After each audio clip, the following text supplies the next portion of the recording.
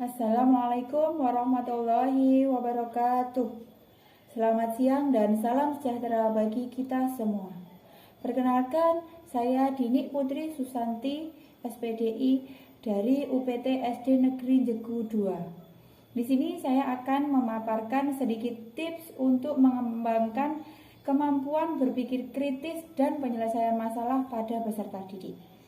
Tujuan saya membuat video kali ini adalah untuk menuntaskan aksi nyata saya dalam mengikuti pelatihan mandiri di platform Merdeka Mengajar dengan topik Semangat Guru 2 Kompetensi Non-Teknis pada Kurikulum Merdeka. Kemampuan berpikir kritis sangatlah diperlukan dalam kehidupan sehari-hari. Berikut saya berikan sedikit tips untuk mengembangkan kemampuan berpikir kritis dan penyelesaian masalah terhadap peserta didik. Tips yang pertama yaitu dengan cara mendorong rasa ingin tahu mereka. Mari kita tuntaskan keingintahuan mereka. Contohnya saja misalkan, sering sekali kita mendapatkan pertanyaan dari anak-anak kita sendiri ataupun dari peserta didik kita. Anak-anak itu sering bertanya akan pertanyaan yang berulang-ulang. Kemarin sudah ditanyakan, hari ini ditanyakan, mungkin besok juga masih akan ditanyakan lagi. Dan terkadang pula mereka akan menanyakan sesuatu yang mungkin menurut kita itu tidak masuk akal. Tapi bagi mereka memang benar-benar ingin tahu, ingin mendapatkan jawaban atas setiap pertanyaan mereka. Nah, jadi sudah sebaiknya kita sebagai orang dewasa ketika mendapat pertanyaan dari anak-anak, sebisa mungkin kita bertanya. Meskipun kemarin kita sudah menjawabnya, mungkin kemarin ketika kita menjawabnya mereka belum puas dengan jawaban kita. Mereka masih menginginkan jawaban lagi, yang lain lagi dari kita, menginginkan jawaban yang lebih lagi dari kita. Kita menuntaskan keingintahuan mereka, mereka akan terus berusaha untuk menggali pertanyaan-pertanyaan yang selanjutnya. Mereka tidak akan malu. Mereka tidak akan malu untuk bertanya untuk mungkin kasus yang lain, untuk pertanyaan yang lain. Tapi ketika mereka bertanya kok sudah di-cut sama orang dewasa, pasti mereka akan down. Dan ketika mereka akan bertanya lagi, mereka akan berpikir terlebih dahulu, oh, pertanyaanku ini pantas nggak ya aku tanyakan? Pertanyaanku ini nanti akan dijawab nggak ya sama ibu? Ya, tugas kita sebagai pendidik dan juga sebagai orang tua adalah memfasilitasi mereka. Ya, tuntaskan keingintahuan mereka. Tips yang kedua yaitu bantu mereka mengevaluasi informasi. Informasi yang didapat anak-anak itu bisa berasal dari mana saja. Anak zaman sekarang sudah mampu mengakses yang namanya media sosial. Dan informasi yang mereka dapatkan tidak semuanya benar. Jadi kita sebagai orang dewasa tugasnya adalah membantu mereka mengevaluasi berita yang mereka dapat, informasi yang mereka peroleh. Dari siapa informasi tersebut mereka peroleh? Kemudian untuk apa informasi tersebut? Sumbernya siapa? Siapa yang ngomong? Kapan ngomongnya? Di mana ngomongnya?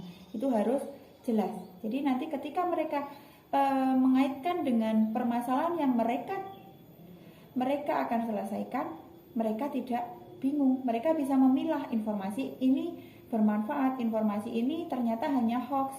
Jadi mereka bisa membedakan mana informasi yang benar, mana informasi yang salah, mana informasi yang diperlukan untuk menyelesaikan masalah, mana informasi yang tidak diperlukan untuk menyelesaikan masalah. Kemudian tips yang terakhir yaitu mari kita bantu peserta didik kita atau anak kita untuk memecahkan masalah. Kita bantu mereka untuk mencari step-step penyelesaian dari masalah. Kita tidak boleh serta-merta mendikte ada masalah A, oh ini harus diselesaikan dengan cara begini. Ada masalah B, ini harus dengan cara ini. Bukan seperti itu. Untuk kemampuan berpikir kritis kita harus mengajarkan, memotivasi mereka untuk menemukan sendiri bagaimana cara menyelesaikan masalah tersebut. Jadi kita mulai dari memilah permasalahannya, kemudian mencari berbagai alternatif yang bisa dipakai, kemudian baru mereka bisa menentukan, oh ini alternatif yang paling bagus untuk menyelesaikan masalah ini. Jadi bantu mereka untuk menyelesaikan permasalahan yang mereka hadapi.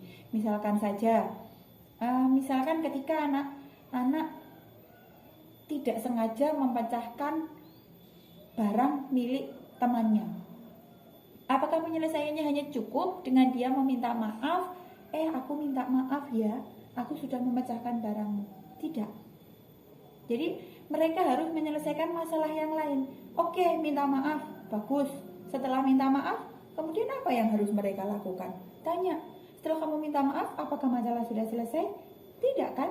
Barangnya sudah terlanjur pecah. Pecahannya masih berantakan di situ. Apa yang harus kamu lakukan? Nah, anak harus membereskan apa yang pecah tersebut.